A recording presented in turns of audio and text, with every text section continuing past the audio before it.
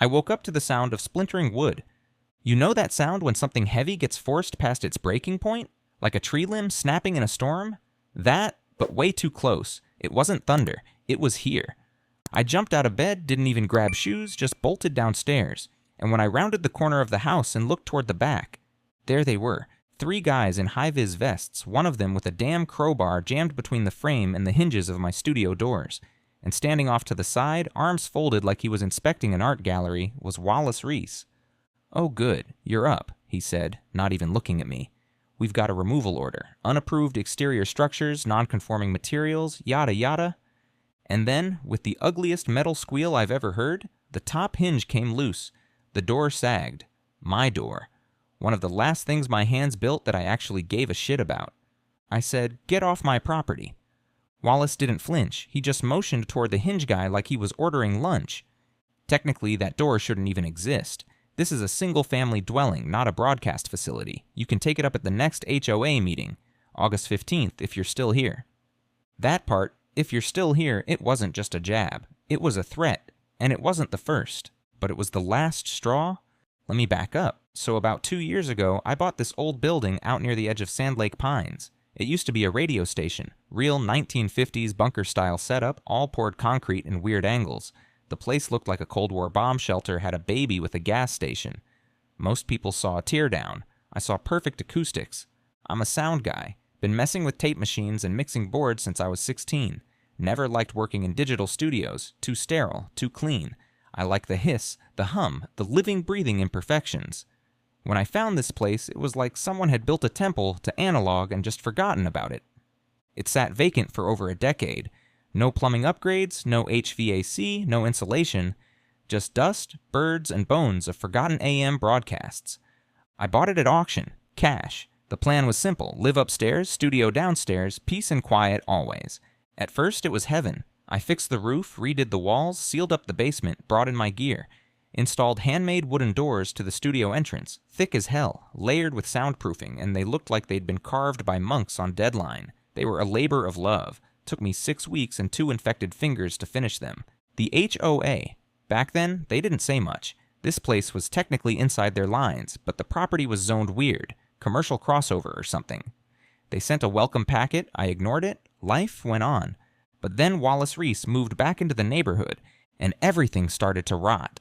Let me tell you something about Wallace. In the 1980s, he used to host a late-night jazz and blues show on this exact station.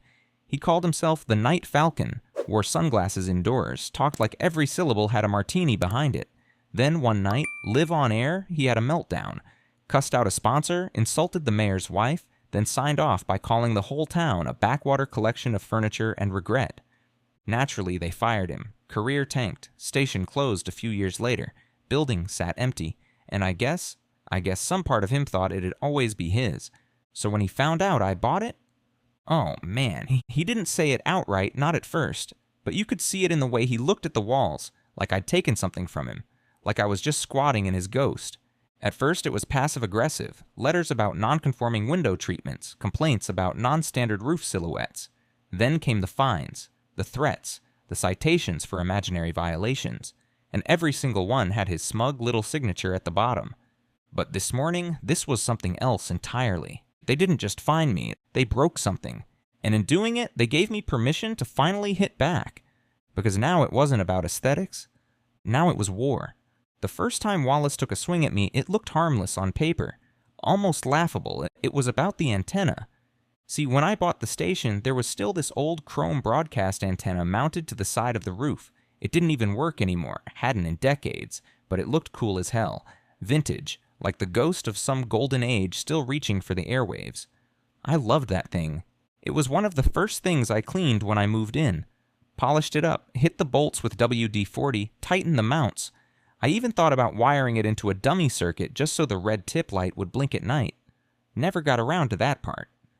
Anyway, 2 months after I'd moved in, I found a letter taped to my front door. Not in the mailbox, taped, in the rain, like some passive-aggressive hostage note. White envelope. HOA logo. Fancy cursive font like someone was trying to make bureaucracy feel elegant. I opened it, half expecting it to be another welcome to the community fluff piece. Nope. Dear Mr. Tripp, This is a formal notification regarding an unapproved exterior fixture located on the roof of your property, parcel number 61-5B. The chrome antenna structure is not part of the original architectural design approved by the HOA for this district. Please remove it within 14 days to maintain visual harmony and compliance with HOA guidelines. Sincerely, Wallace Reese, Vice President, Sand Lake Pines, HOA. I actually laughed when I read it, out loud, in my kitchen holding the letter over a bowl of cold oatmeal. The antenna's been part of the structure longer than most of these houses have existed. It was in city records. It was in the auction listing. Hell, it was even featured in a local article about the station shutting down back in '91. There was a whole photo of the tower with the caption, "The Last Signal." So I wrote Wallace back, politely, attached a copy of the property survey, highlighted the original antenna, even sent a screen cap of the article photo with a cheery little "thought you might enjoy the nostalgia." Note: didn't matter. A week later, another letter came, this time with a $75 aesthetic non-compliance fee, whatever that means. I didn't pay it, called the number on the letter, voicemail, left a message, never heard back. Then one night, I came home and found Wallace himself just standing out front, right on the sidewalk, staring at the antenna like it personally insulted his mother. I stepped out of the car, didn't say anything at first, just watched him. He didn't turn around, just muttered loud enough for me to hear, "It looks like a bone sticking out of a corpse." I said, "Funny, I think it adds character." He finally looked at me, and I swear to God, his smile didn't even touch his eyes. "You know, Jonah, I used to sit right where you are, late nights, warm hum of the tubes, spinning records no one remembered. I made this place sing." Then he tilted his head at the antenna. Now it just screams. And then he walked off. Didn't say goodbye, just shuffled down the sidewalk like he'd just peed on my roses and was proud of it. That's when I realized this wasn't about compliance, it was personal. Wallace didn't see my house as a home. He saw it as a stage he got pushed off of. And me? I was just the opening act that reminded him he never got an encore. The antenna stayed up, of course, still there to this day. But the letters didn't stop. They were just warming up. After the antenna nonsense, I figured I'd seen the worst of it. One cranky old man throwing paper tantrums. But nah, that was just the first jab. Wallace was only getting started. Next came the windows. I'd installed these double-layered, sound-insulated studio windows in the basement, flush with the ground level out back. You could barely see them unless you knew where to look. I used laminated glass with UV filtering, custom-fitted frames, the works. Not cheap, but they kept the outside noise out and my recording space dead quiet, exactly how I needed it. About a month later, I got another envelope, this time delivered by hand. I know, because it had greasy thumbprints and a faint smell of menthols. HOA letterhead again. Unauthorized window modifications below grade level. Violates Article 4, Section 8 of the Community Design Code. Below grade level? You mean basement windows? Apparently, I needed approval to replace windows that weren't even visible from the damn street. Windows that had been broken for 15 years before I moved in. They fined me again. This time, $150. Said if I didn't submit for retroactive approval, they'd escalate to a lien. I wrote back with documentation, permits, city inspection photos. No response. Then they tried to hit me for improper roofing materials. That one really pissed me off. I'd hired a certified guy to reseal the flat section of the roof. Used black elastomeric membrane, rated for heat resistance, common as hell. Apparently not HOA approved color. Their sacred little guidelines said only warm tone shingles. And since I didn't notify them because again, flat roof, invisible from the street, it was flagged as non-compliant. I refused to change it. That's when they started getting sneakier. Someone started calling in anonymous complaints to the city. Noise issues, code violations.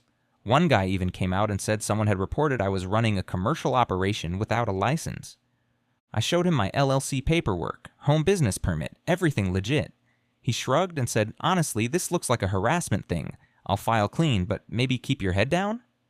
I didn't, and that's probably why things got ugly.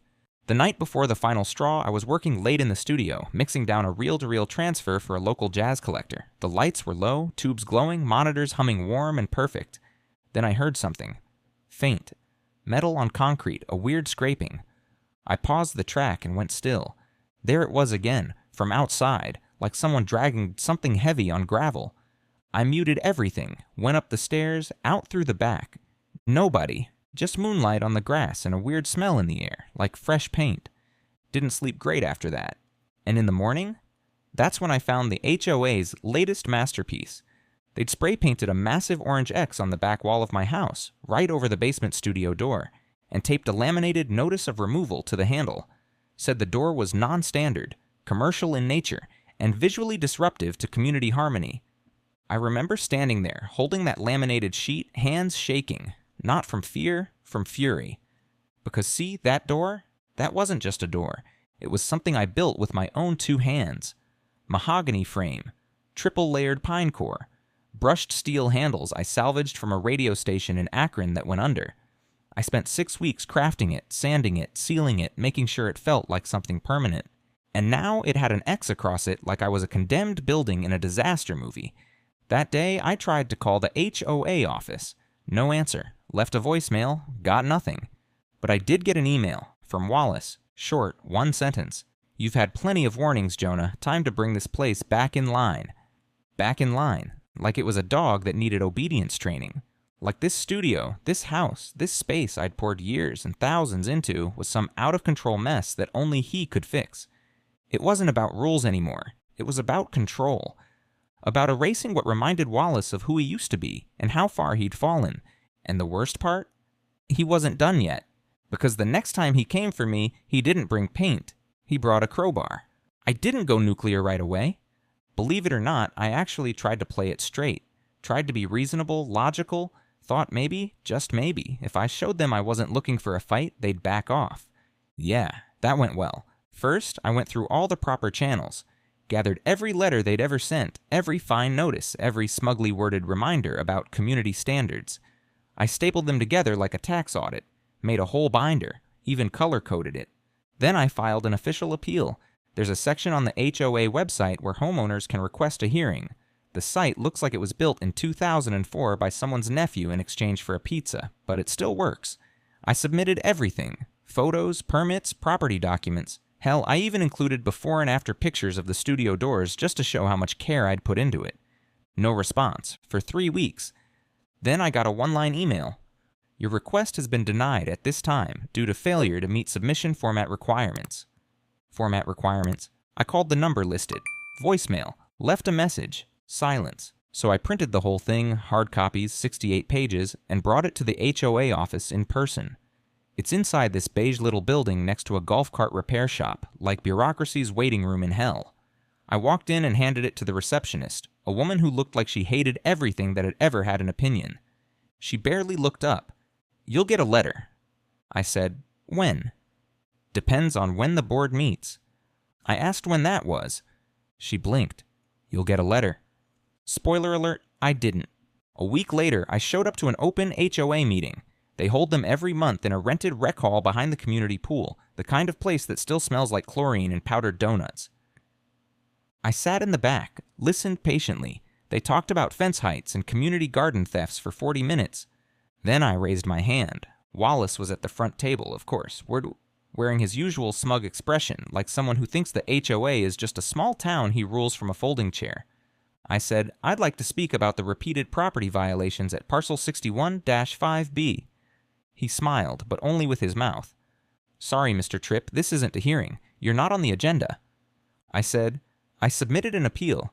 Got denied on a technicality. I'm here now. I'm asking to be heard." He leaned forward like he was about to deliver a sermon. HOA procedure exists for a reason. We can't allow residents to hijack meetings just because they have personal grievances. That got a few chuckles from the crowd. Couple of retirees in sweatshirts, a woman with a poodle on her lap. The kind of people who think conflict is impolite and authority means correctness. I didn't raise my voice. I just said, "You sent people to my property." Without notice, they spray painted my door and damaged my studio. I'm not here for sympathy, I'm here for acknowledgement. Wallace adjusted his mic. "You're here to make a scene." That's when I saw it, the little twitch in his jaw, the tension behind the mask. This wasn't about HOA policies. This was deep, personal. He wasn't trying to enforce order. He was trying to bury something. I walked out. Didn't say another word. But I wasn't done. Last-ditch move? I went to the city. Not a lawyer. Not yet. Just city records and zoning enforcement. Told them I had reason to believe my property was being targeted unfairly. Gave them the paper trail, including photos of the vandalism. The zoning guy I talked to was nice enough. Young guy, didn't seem thrilled with HOA culture in general, but all he could say was, "We don't really intervene unless it's a safety issue. HOAs are private entities. It's their circus." I said, "Even if they're trespassing?" He shrugged. "You'd have to prove it." And that was the moment. That was the moment I realized no one was coming. There wasn't going to be a memo from above or a clipboard savior who'd sweep in and slap Wallace on the wrist. It was just me and a man who wanted to erase me from my own house. And that was when I stopped trying to fix it and started planning how to end it. The twist didn't come like lightning. It crept in slow. Started with a dusty cardboard box I found behind a wall panel in the basement. I wasn't even looking for it. I was trying to trace some old cabling behind the mixing board, thought maybe a mouse had chewed through something. But when I pulled off the panel, there it was, wedged behind a rusted bracket, faded duct tape on the edges, handwritten in red marker. WREE, personnel files, do not purge. That was the call sign of the station.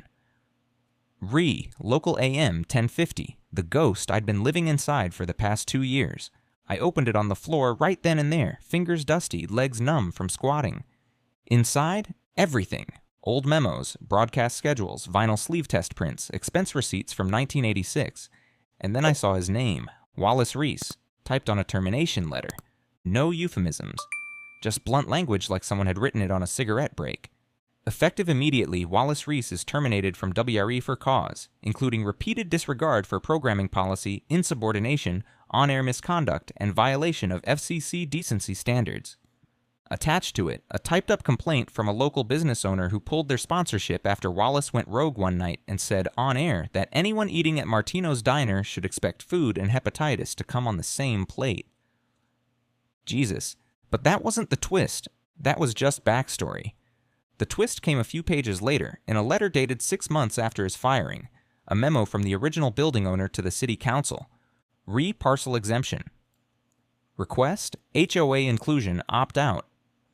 Due to ongoing conflict with Sand Lake Pines Homeowners Association and potential redevelopment of the WREE facility, we are requesting confirmation that Parcel 61-5B remains exempt from HOA regulation, as it was zoned commercial use transitional at time of original districting. It was signed, stamped, notarized, and then, stapled to it, a response from the city. Confirmed. Parcel 61-5B is not included in HOA governance under Ordinance 89-113, Utility Corridor Zoning Exclusion. I just sat there, reading it over and over. I wasn't under the HOA. I'd never been under the HOA. From the beginning, from the day I bought this place, every letter, every fine, every complaint, all of it, horseshit. Wallace had no legal authority over my property, none. He knew. Of course he knew. That's why they never responded to my permit paperwork, why my appeal got denied on a format issue, why the voicemail box never called back. Wallace had built the whole conflict on a lie. He wanted control so badly he just pretended he had it. And the part that really hit me? This exemption, the one that protected me, was the result of his own firing. His meltdown had poisoned the station so badly that the owner wanted no part of the neighborhood politics. Pulled out, asked for exemption, and got it. Wallace had exiled himself, and now he'd spent decades trying to claw his way back in, through me. All this time, I thought I was fighting an overreaching HOA. But really, I was living in Wallace's unfinished obituary, and he'd rather burn my house to the ground than let me write the last line. So yeah, that was the moment the game changed. I wasn't defending my home anymore. I was unearthing a fraud. And now I had proof. Now I had leverage. And best of all, now I had a plan. Once I had that letter, the exemption, everything clicked into place. I didn't even stand up at first, just sat on the floor of the studio, back against the cinder block wall, holding the stapled city memo in both hands like it was a lottery ticket and a confession rolled into one. I wasn't mad, not anymore. I was cold, and that's when I started planning. First move was simple, documentation. Everything had to be in order, legal, chronological, ironclad. I scanned the exemption letter and all the attachments, city stamp, ordinance number, signature, everything. Then I went back through every HOA letter I'd ever gotten and matched them, date for date, to show a clear pattern of harassment under false pretenses. I even made a spreadsheet. I hate spreadsheets. But this one? It sang. Next, I called up someone I'd done audio work for a while back, Matt Silvers, a real estate attorney. Not a flashy guy, more khakis and binders than courtroom fireworks, but sharp as hell and a bloodhound for paperwork. I didn't tell him everything yet, just asked if he could verify the ordinance and double-check my parcel's legal status. 2 hours later, he called me back. "You're right, they have no authority over that land, not even fringe jurisdiction. You're completely exempt." I asked, "What happens if they've already fined me?" He laughed. "They owe you money, and maybe a couple apologies, or, a courtroom." Boom! Now I had a lawyer. But this wasn't just about getting even. It wasn't enough to prove Wallace wrong. I wanted everyone to see him lose. So I built a little theater. First, I cleaned the studio from top to bottom, polished the knobs on the board, lit it soft like it used to be when I was working at night.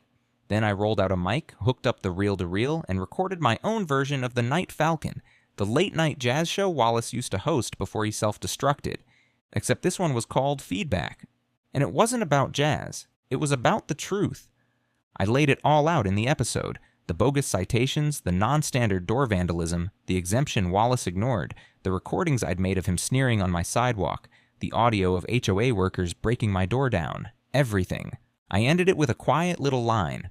Funny thing about signals, you can bury them, jam them, tear down the towers, but the moment you stop listening to the noise, you can still hear the truth, clear as day. I uploaded it to every platform I could think of: Spotify, Apple Podcasts, YouTube. I even made a clean website with a timeline, documents, photos of the damage, and a copy of the exemption memo. Called the site thisisnotyourHOA.com, but that wasn't the real kicker. The real kicker? I set up a broadcast.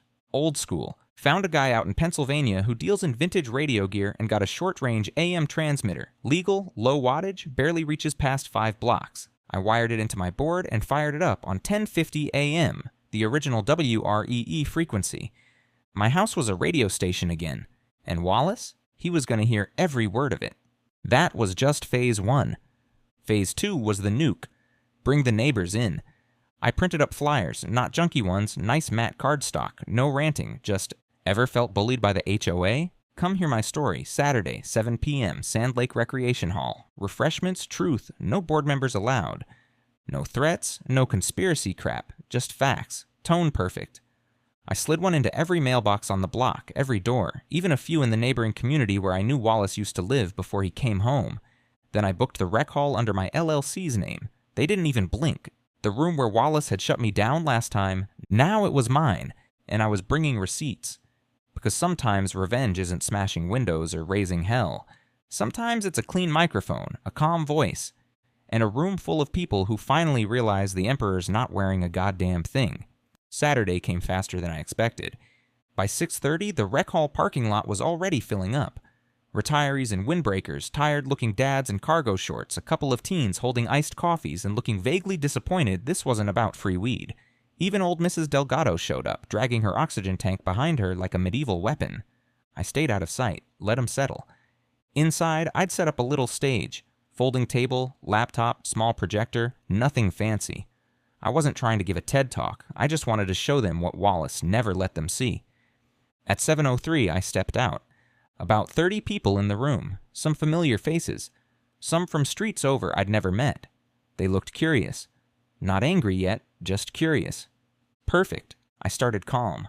"Hi, I'm Jonah Tripp. I live in the old WREE building on parcel 61-5B.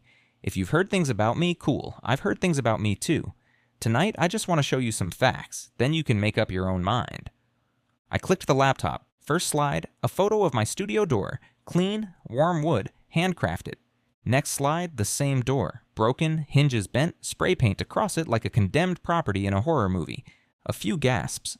One guy whispered, "Jesus." Then I showed them the fine letters. One after another, a growing wall of bureaucracy. Line items, violation codes, Wallace's signature on every single one. Next, the letter, the exemption, stamped by the city, clear as daylight. Parcel 61-5. B was never under HOA jurisdiction, never had been. I could feel the room shift, not explosive, not loud, just this collective click, like everyone's brain hit the same gear at once. Then I played the audio. Not Wallace cussing out the town back in the 80s, I didn't need to go there. I played the one from my porch. The night he looked up at my antenna and said, "Now it just screams." And then the spray paint guys laughing, the crowbar clanging. I ended it with the quote from his email, "Time to bring this place back in line." Silence. Not a cough, not a rustle. Then a voice in the back. Old Man Kennedy, HOA treasurer. "That letter, that zoning memo, where did you get that?" I said, "City Archives. Attached to the original property transfer. It's public record. Wallace had access to it." Another voice. He never mentioned any exemption, not once. Then from the front row, soft, almost confused. "Wait, so they've been fining you illegally?" I nodded. "They've been fining me for 2 years, harassing me, trespassing, damaging my property, and Wallace knew. He just counted on no one checking." People weren't quiet now. They were buzzing, murmuring, trading looks, a few pulling out their phones. I knew what they were doing, going back through their letters, their fines, their HOA nonsense. This wasn't just about me anymore. This was about them. And then, right on cue, Wallace walked in. Tacky sport coat, Bluetooth in one ear, face like he'd just swallowed a lemon that insulted his car. He looked around and tried to smile. It landed like a dying pigeon. "I wasn't informed about this meeting," he said, loud and theatrical. "Is this an officially sanctioned—" "Not your room, Wallace," I said. "This one was booked under Trip Audio and Archiving. Private community event. You're a guest. You want to speak? You wait your turn." You could hear people shift in their chairs. He looked smaller than I'd ever seen him, not physically, just dimmed. Then Kennedy stood up. "Wallace, did you know about that exemption?" Wallace didn't answer, just blinked, stared at the screen like it had betrayed him. A woman up front held up her phone. "Jonah's podcast just hit 5,000 downloads. He's broadcasting from his house. Says he brought back WRE. That true?" I nodded. She smiled. "That's badass." After the meeting, people lined up to talk. Not like a parade, more like a tide. Questions, support, a few apologies. A couple brought their own complaints. Shady fines, ignored requests, bogus landscaping rules. Turned out I wasn't the only one Wallace had been squeezing. By Sunday afternoon, a neighbor named Jeff, retired firefighter, had posted my exemption letter to the neighborhood Facebook group. Tagged 30 people. Asked if maybe it was time for some leadership changes. By Monday morning, someone stuck a flyer in my mailbox. Special HOA board meeting called. Thursday at 6 p.m. Community vote, misconduct inquiry, Wallace Reese. In red Sharpie, someone had added, "We'll bring donuts." But I wasn't done yet. Not until Wallace felt what I'd felt. I uploaded another episode of feedback that night. No music, no edits, just me reading every violation letter I ever received, one by one. Calm, steady, undeniable. I didn't mock him, didn't rage, just held up the mirror, let him see himself. And somewhere out there, I know he listened. Because 2 days later, he tried to file a cease and desist. I framed it. Right next to the exemption letter. By the time Thursday rolled around, the HOA boardroom felt like it had been converted into a crime scene. Not in the literal sense, no yellow tape, no flashbulbs, but in that quiet, crackling tension kind of way. The kind where everyone's polite to your face, but looking at each other like, okay, which one of you is the traitor? I walked in 10 minutes early, not because I wanted to, just instinct. I wanted to see who else showed up. Apparently, the answer was everyone. There were nearly 60 people crammed into that multi-purpose room, way more than it was designed for. Folding chairs had been dragged from the adjacent storage closet. People were standing in the back. Someone brought a cooler of La Croix. It looked less like a board meeting and more like a weirdly specific block party. And front and center, seated at the table, hands clasped, sweating through his collar, was Wallace. He didn't say a word when I walked in. Didn't even blink. Which was funny because just 4 days earlier, he'd been in that same seat, gavel in hand, grinning like a game show host. Now he looked like someone waiting to get audited. Kennedy, the treasurer, bless him, stood up and cleared his throat. "We're here to address a motion raised by several homeowners regarding alleged misconduct and overreach by Vice President Wallace Reese." No gavel slam, no preamble, just straight to the point. Then he looked at me. "Mr. Tripp, you have the floor." I stood. No podium, no slideshow this time, just me holding 2 documents, the exemption letter in one hand and Wallace's cease and desist in the other. Poetry, really. I said, "You've all heard the podcast. You've seen the website. You know what's been happening. But I want to be really clear about one thing tonight." I held up the exemption letter. "This paper here, it's from 1989. It proves that my property, parcel 61-5B, has never been subject to HOA control. Every fine, every violation, every bit of harassment I've received for the past 2 years, illegitimate, fraudulent, and Wallace Reese knew it. Gasps, whispers. A few people started flipping through their own folders. Someone muttered, "You've got to be kidding me." Then I held up the cease and desist. This one's from Wallace, dated this week after the podcast went public. Instead of apologizing or correcting the record or stepping down, he tried to silence me, tried to bury the truth. Again. I looked directly at him. "You don't own this place, Wallace. You don't get to rewrite what happened just because you can't stand seeing someone else do it better." He didn't move, just sat there like a corpse in a necktie. Kennedy leaned forward. "Do we have any response from Mr. Reese?" Wallace finally spoke. "It was never personal." You could have heard a pin drop. Then someone in the back, a woman with gray hair and a voice like a shotgun, fired back, "You had 3 kids rip up his studio, you lunatic." And that was it. The room went full mutiny. People stood up one by one, talking over each other, venting years of bottled-up HOA nonsense. Fines for wildflowers, warnings for mailbox colors, petty rules about Halloween decorations. Turns out Wallace had been playing king long before he came after me. It wasn't just about my house anymore. It was about all the little ways he'd used the rulebook as a weapon, and people were done letting him. An hour later, Kennedy called for a vote. Motion to remove Wallace Reese from the board, effective immediately. Hands went up so fast it looked like a wave. I counted maybe 4 who hesitated, including Wallace himself. Everyone else, unanimous. The motion passed. He stood up, adjusted his jacket, tried to leave with dignity. Didn't work, because as he turned to walk out, someone played my podcast from their phone, the ending of episode 2, just loud enough for the room to hear. Funny thing about signals, you can jam them, bury them, burn the antenna, but the truth always gets out. Static fades. Clarity wins. Wallace didn't look back, didn't say a word, and just like that, the night Falcon finally went off the air. For good. It's quiet again. Not that eerie kind of quiet where you're waiting for the next punch, not the kind filled with tension or dread or the hum of something unresolved. Just quiet. The kind I built this place for.